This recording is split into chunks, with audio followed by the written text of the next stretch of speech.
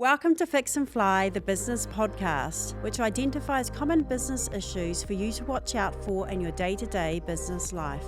So tune in every fortnight where we speak to leaders of corporates to SMEs where you can implement their strategies into your business. I'm your host, Larissa Logan from Fixity, where we help turn businesses around. Hi Renee, welcome to the Fix and Fly podcast. Hi, thanks for having me. I'm so super excited to speak to you today. You're an absolute powerhouse. Can you please tell me about your journey to being the co-founder of MOXX? Yeah, I mean, it's an interesting one, a long one. I'll give you the short synopsis. But co-founder of MOXX. We're nearly 5 years old as a company. I guess our secret sauce and what we're trying to do is make brands for the modern consumer and really scale those kind of opportunities into groceries. So really came with my experience in branding and marketing. I'd worked my way up to being a VP of marketing globally for a very popular New Zealand company. And then my business partner actually started Rascal & Friends Nappies. And so that kind of combination, we got together and said, actually, there's something cool here that we could do together. And before that, in a past life, I'm agency background. I started in media a very long time ago, AUT grad. Worked and lived overseas in Amsterdam and China, two countries that couldn't be more polar opposites in their culture and work ethic and everything. So had a really cool experience, but came back to New Zealand and decided to have a go at starting something for myself. That's awesome. Now, finding a good co-founder who wants to put in the same time and energy as you and also has a very strong domain expertise, how hard is that? It's really hard, and I obviously get asked a lot, what advice would you give to people that want to start something themselves? And actually the first thing I say is finding someone to do it with, because one, I feel like having a good co-founder is really a balance, right? There's going to be days where you absolutely hate it or really struggling and the other person's there to pull you up and vice versa. And so having someone that you can kind of, I guess, even you need to have that kind of brother, sister. There's probably a lot of reasons why families do it, because you've got to be able to be really truthful with them, but move on, within the space of 5 minutes and just know that you've both got really great mindset about the business and on the same goals and targets. So when I looked at, and Grant Taylor, who's my business partner, we knew, we hadn't worked together day to day yet, but we knew we're good friends. We knew that we could be honest with each other. And actually you say putting in the same time and effort, we actually have a flip side and it actually works really well for us. So I run the company day to day. I absolutely thrive on executing. I love details. I'm hands-on. I'm, really in the mix. He really takes a step back because he's done it and he grew, his business and sold that. And he wanted to take more of a strategy role in the business. And it actually works really well for us. He can take a really big picture, future lens of the business and not get caught up in the weeds. Where on the flip side, I can be really in the details and be escalating and chatting to him through the problems. And he can see it from a different perspective, which I think works really strongly for MOXX.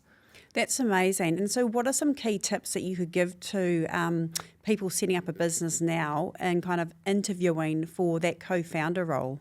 I mean, there's going to be a vibe. There's going to be being able to have honest, transparent conversations. If you can't talk openly with each other and not get offended with things that people would say. And then obviously looking for people that I think are complementary in your approach to things and your goals, but different in the areas that you want to focus on. Because there's nothing worse than having two co-founders that really want to do all the marketing and the branding and they overlap. We spend a lot of time, and probably where we've always had probably a little bit of tension is when we're trying to overlap on roles or have, I guess perspectives on the same things. So that's what I would say definitely look for when you're chatting to founders or chatting to people that come to you with a business idea, or you get chatting to a friend, and just make sure that you can iron it out and go into it really openly. That's some really great advice. Now, you guys have had an amazing journey over the last it seems a bit surreal 5 to be years. fair. And so can you tell us about the start of that journey and we launched in 2021, our first brand, and we actually launched 3 brands that year, which was quite insane and very busy because we were a very small team, we were doing a lot of it ourselves. and we launched into Woolworths here in New Zealand, was a big partner for us. They gave us a really great shot on 3 of our brands that still exist today within our portfolio. And it was really that kind of test and learn space. We learned what within the range worked, what didn't, what we needed to optimize, what, I guess, key categories, were they more brand driven, were they more price driven, was our promotional planning right? And it was really all those learnings that then kickstarted our growth and growth into Australia, which really changed the game for us. So how challenging is it to get in front of these supermarkets to get onto the shelves? I mean, pretty challenging. Like, we were really lucky. I think what sometimes brands can fall down on when you're talking to grocery is that, like, it's not this big 50-page deck on your brand story and what it means and like all the stuff that's really internal to you. Like, you've got to essentially make it like the category manager can't say no to you. Like, what growth are you going to deliver? What new audiences are you bringing to store? How are you going to drive those people to store? Like, how does it fill a gap in their range? Like, how are you hitting the KPIs that you know are important to them? I think sometimes people get stuck too much in their brand story. And I think this is something that I'd learned again throughout my career, to really focus and make sure your presentation is crafted and tailored for the person that you're reviewing, because there's no point spending all that time pitching your brand to not get the yes. So yeah, we're really conscious of our pitching, and I think something that we do really fantastically as a team and company. So what type of evidence do you need to substantiate these growth assumptions? Yeah, the best thing is obviously having like a test case, like from Australia and New Zealand, like that got us into the US. We were able to show them data that we were like, 10 out of 10 for the category in terms of driving net new customers or loyalty. And it's those things that, like, when we actually have proof from another retailer, are the strongest. I think then just showing also like positioning within your brand and how you are very different, and being very clear and concise on that though. Like, how are you different to other products within their range? What need or gap are you actually filling? Because that's what's going to bring new customers in. Like our car fragrance range, which you think like is like, we got told by 1 million people not to go into car fragrances, was just like a dud category. Like, it was actually quite depressing at times. And we're like, no, there's a real need here. Look, like, unless you would put your money on the line and buy that item, it's not a great item or a great pick. And so that's how that's the lens I put on a lot of our development. Like, would I actually buy this? And the car freshness was one. Like, I was like, well, actually, like, why is it that like females fragrance is booming as a category, but like if I want to put fragrance in my car, but my options are like a jelly bean, a like Little Trees pine tree, or Lynx Africa, like those 3 things aren't appealing to me, so I'm not buying into the category. So when we were able to pitch that, there's this whole like, is something like 47% of cars in most markets are registered to females. It obviously differs a little bit, but all these females don't really have an option unless they want to go pay $100 to buy the Glass House or the Joe Malone one that is super expensive. So we've pitched this opportunity, it became an easier win to get the shelf space, and then now it's just going gangbusters for us. Like, it's and that's the best place to be, right? When you know that you've got a clear opportunity and a clear gap. And so tell me about the Walmart deal, because I've seen in the news and the media a $24 million Walmart deal. Can you give us some details around that? Yeah, I mean, that was across Walmart and Target on our Mason and Muse brand. So that was super exciting. And that was across a portfolio of our car fragrances. We went into really, I guess, fragrance forward cleaning and household essentials, as well as our air care set. So really premium, luxury, but affordable candles and air fresheners. So across that, and it was really amazing that like 3 category managers gave us a shot all at one time, which is great for our brand, right? Because our marketing budget was able to be bigger. We're able to really get behind the brand. You're in your 2 biggest retailers within the US and really drive and build those brand credentials. And so that was a lot of pitching. I think the best thing sometimes there is that they play off against each other. So once we kind of had one, the others obviously gets a little more interested. So it's just keeping up those conversations and being able to I guess leverage that. And again, going back to the buyer and the category manager with things that they're looking for, like what are their KPIs? How's your pitch like delivering against that? So how many pitches did you have to do to get those deals across the line? We've been talking to Target for about 2 years at that time. We actually had one of the programs meant to go live like a year earlier, and then it got pushed out a year, which you can imagine, like given the size we were, in like year 2 of our business. We were pretty gutted. But a year actually in business is nothing. And it probably, again, it allowed us to then go, okay, well, if Target's on board with that, let's go like see if Walmart would be interested. We were able to align it with other kind of category launches, which I think definitely worked in our favor. So scaling to the US is obviously tough. I've been speaking to a lot of VCs recently about funding my own fintech startup. Everyone says, if you're going to go to the US, go first. What's your view on that? Go first in what sense? Before building a new, go straight to, if you're going to go to the US first. I mean, I don't really probably believe in that. I would say have at least a test market before you go to the US. Or, I mean, the US is, what is it, like a million different markets in themselves. So like I would say test it first, because your first launch always has a lot of learnings. And I think we even say like we will tweak and change, like whether it's our marketing approach or like something on the product or maybe packaging we want to refine a little bit, and you iron out all those kinks on like your first launch. So if you've gone big into the US first, like you don't really get that opportunity.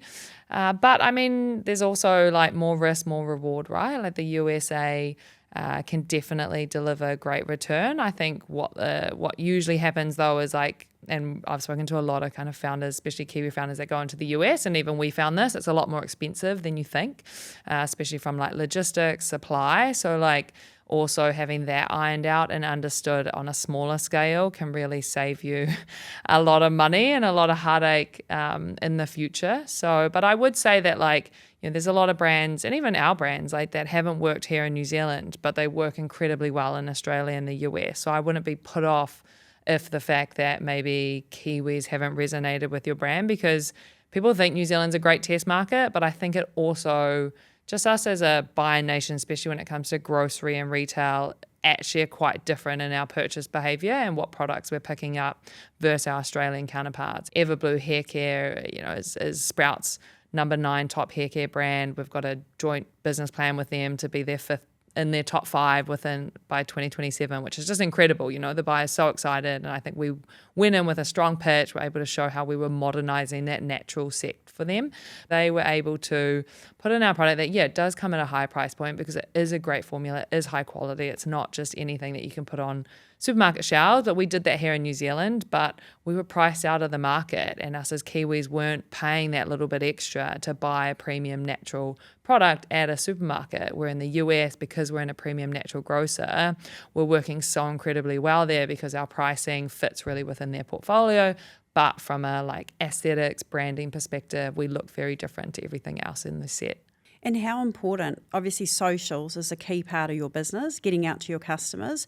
How important is it for a business who's going to market to be able to understand who their customers are and what channels to get to their customers? It's more important than ever, because like you can target anyone, anywhere on any platform right now. And like when you start looking at US budgets, like, you may think it's big for a New Zealand size, but it's so a drop in the ocean in the US. So you have to be like laser sharp on, okay, who's going to be my first customers? Obviously I want to build to a bigger brand in the future, but who can I really convert with this messaging, and like really hone in on that and build your campaign around it. Make sure that your targeting is airtight, because otherwise you're going to be spending a lot of money that's really not going to be converting for you. So I think doing that really detailed research up front on who these people are and what like are those data points that you're going to find online that allow you to then target your media, your advertising to it. Like we had a lot of learnings going to the US, got a whole bunch of, US influencers when we launched into Sprouts and kind of ran those ads, but we started like seeing really different results per state in terms of performance. And we're like, well, actually, you gotta look at like different markets. Like if they see someone with a Texas accent in like California, like they're gonna like instantly probably kind of turn off a little bit. So we now do we will always gather up influencers within that region, create ad sets to that, so it feels really relevant and personal. Because when you're trying to, I guess, seed the story that person is out there, they go shop at a Sprouts store, they buy the item, they use it, they review it, so it's very authentic. but then you're seeing the ad and it's from someone like across the other side of the country, you lose that authenticity. So we've had a lot of learnings in that space, but I think, marrying up content with that consumer in a really relevant and authentic way is what's, been really successful for us. I love that advice, like that state by state entering the US. It's, I think that's really important. How about the regulatory pressures, burdens from the other jurisdictions? How have you got your head around what you need to focus on with that? Because that's really tough. Oh, so tough. And it was actually like, as soon as we launched into the US, the first role that we sat down and Grant and I said, we need someone that like literally has compliance in their title, because this is just like too much for us, and there's going to be an issue. And at that size, it's going to be a very costly issue. And don't get me wrong, we actually had an issue in the US, cost us a ton of money, like relabeling project, would never want to do it again.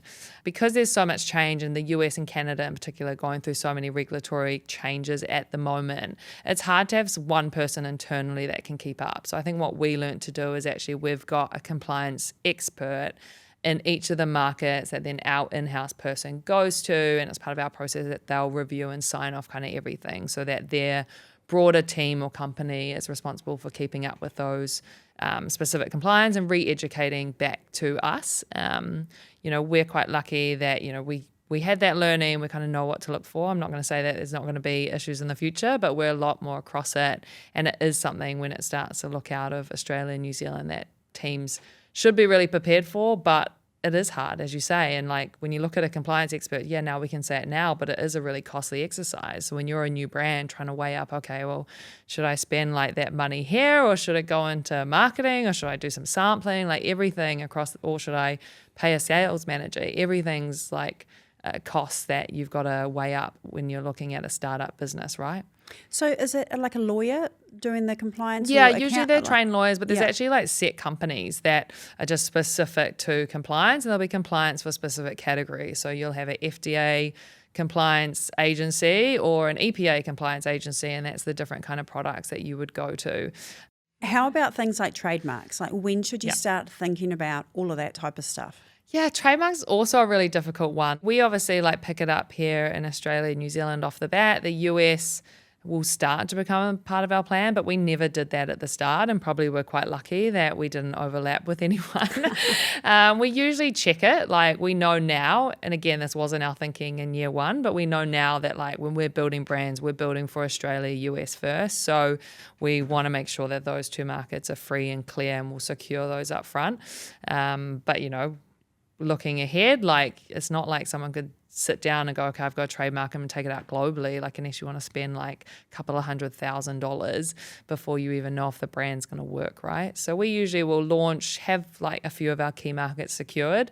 If the brand's going really well and we see really great potential in the future, we will start to pick up like peripheral markets. Last week you had an amazing win at the Deloitte Fast 50. Do you want to tell us a little bit about that? Last Thursday was, incredible night for the team, like definitely a bit unexpected. We ended up picking up the fastest growing consumer goods or retail business in New Zealand. We're the fastest growing export business. And I heard this multiple times on the night, and also believe it, that being a product-based business like is really hard to do, right? Like usually like tech or something that you can scale without having to, physically make and manufacture and pay for the physical goods is much easier to scale internationally. And then we picked up third business overall. To be third on the list is something we were super, super proud of. And did you have to get up on the stage and do a speech? We had to get up on the stage. Lucky I didn't have to give a speech. Like that was also why I was quite happy with that. When they've got to get through like 50 on the Fast 50 and 20 on the Masters of Business, they tend to kind of roll it through quite quickly. But it was an awesome night. And it was at Eden Park? Yeah, it was at Eden Park, which is super cool. Oh, that's amazing. And to have the whole team there. I've also seen you personally just taking out a number of awards over the years. Do you want to tell us a little bit about those?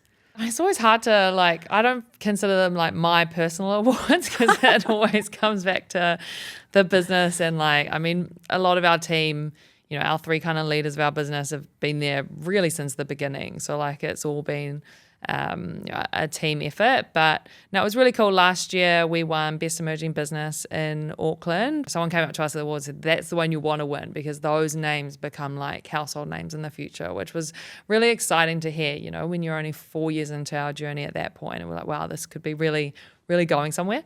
But personally, I was actually awarded the Beta Gamma Sigma Business Achievement Award from the US, which is something AUT put me forward for.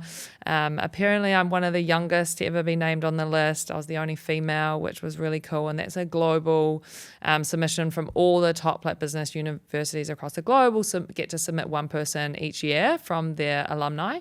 And yeah, it was amazing to be, and they select 3 each year to be given that award. That's awesome. So great. And you're obviously a great leader because you've been able to build this business. What does the next 12 months look like for you? Gosh, we are busy would be what I'm saying. We just signed up. It's going to be our first time that we're exhibiting at Expo West, which is the USA's largest natural expo. 70,000 people go to that expo in Anaheim. So we are all freaking out slightly about that. But no, we just launched our new kids hair care brand into Woolworths Australia, which, we've got plans to launch here in New Zealand, launch into the USA next March. So that's a really big one for the team. And then we have a new brand launching in March as well. So come early next year, we'll have 6 brands within our portfolio, while obviously still, launching new NPD, new exciting innovations under our current brands. Are you expecting to see the same level of growth over the next 12 months as you've seen over the past 12 months?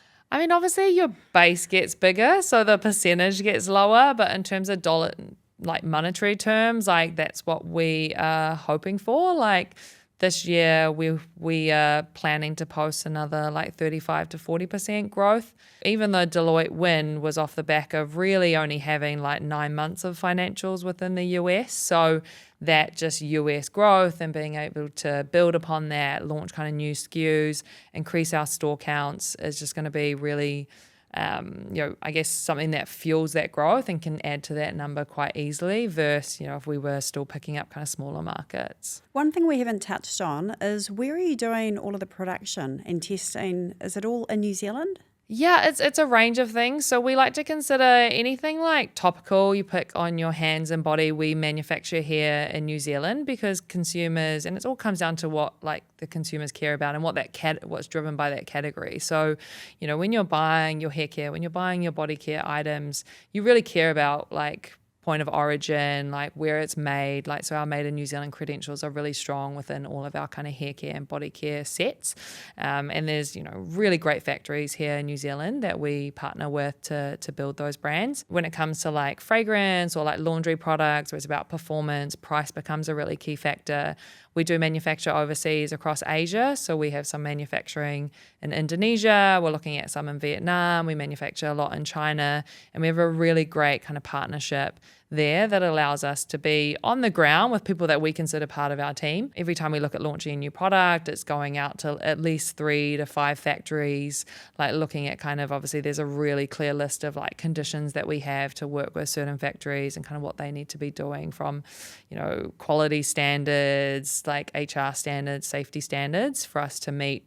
And that's really become important when you look at working with the likes of Walmart and Target that have really strict standards themselves. We need to be future-proofing against that when we look at kind of manufacturing. Product development is now probably my favorite part of the business, seeing something that, we'll sit around a table, or a lot of the time we go to a cafe to brainstorm a new brand, or if we're looking for a brand name, what it's going to be, we sit down, we sketch it out, you put it through ChatGPT, be I'm thinking about this, can you render me up a picture?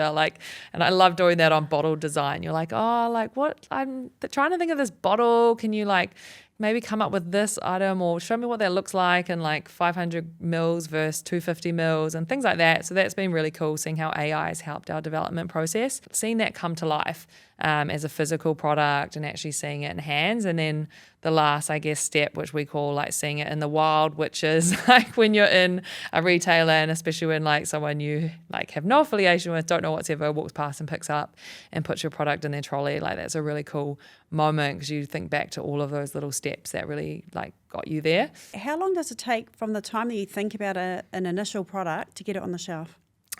Oh, it can vary so much, and it comes down to what that product requires. Like if you actually have to tool something, like tooling bottles or more complex componentry, we're looking at our first electronic product. So that's been a really long development process, because even just the QA and safety standards that you've got to go through before you can tool is very long. I think the fastest we've done is about 9 months. Wow. From ideation to shelf. But that's a category that we knew very well, and knew kind of all of the elements of it. Probably looking at 18 months to 2 years if it's more complex product, if it's a new category for us, just to make sure that we've done all of the right kind of research up front.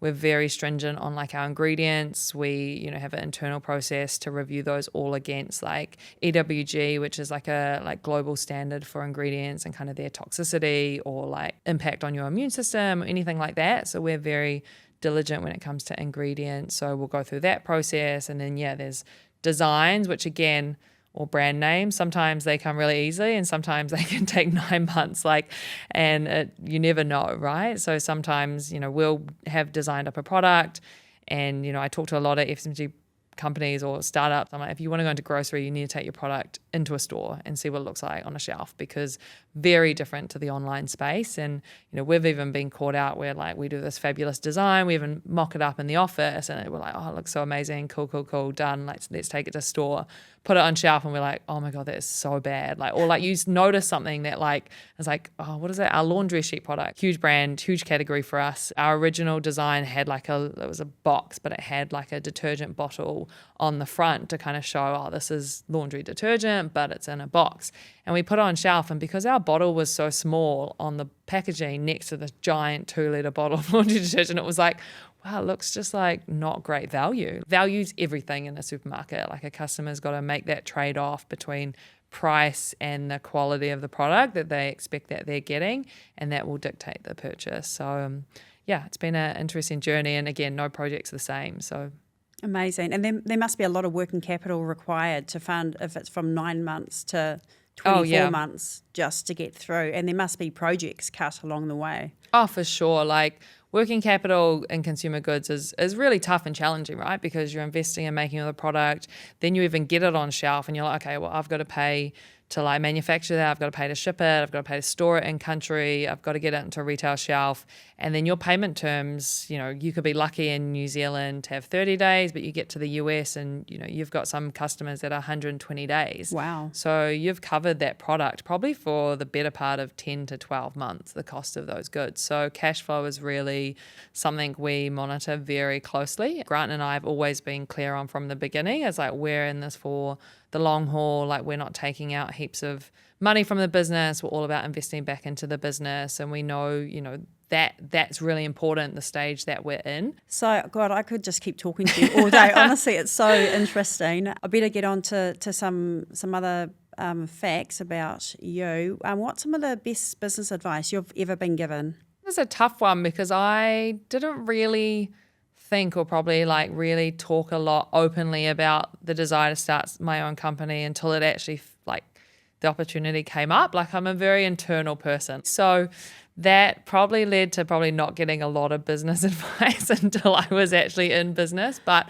I had definitely heard and been told a lot or just read a lot about the importance of who you're in business with, and the startup space in Silicon Valley, the investments that go to partnership founders versus single founders is really big. And so because they know that the actual likelihood of success being a partnership versus solo founder is so much higher, and it just comes down to that dynamic, right, of those first years, especially in business, are really tough. So having that person there that can really bounce ideas off, keep things going with you when you're maybe in a funk or vice versa. So, and we had those moments for sure. And I would say to any founder, bootstrap as long as possible. Make sure that from a shareholding perspective, it's you, maybe one, maybe two other co-founders, because you don't want heaps of cooks in the kitchen, and people bring different ideas, which is good, but you also in startup land, you need to be agile, you need to work, move really quickly, and you need to be decisive. So that means that you need to be able to make decisions really quickly. And if you've got too many people that you legitimately just need to keep up to date or like get their opinion on for sake of getting their opinion, like that's not allowing you to move at the pace you probably need to be successful. So that's been a big learning for me and over like our journey, and something that I would say to people that are looking to start up. Thank you. That is some great advice, and I'm going to take that on board myself. Look, thank you so much for joining me today. I wish you all the best in the future, and I can't wait to see where MOXX Brands goes. Thank you for joining me. Yeah, thank you. It's been a great conversation. Went a lot faster than I thought, so thank you for having me on. Thank you so much for watching this episode. If you enjoy the Fix and Fly podcast, make sure you like, comment and subscribe and share with anyone you think will find this useful. We look forward to seeing you next time.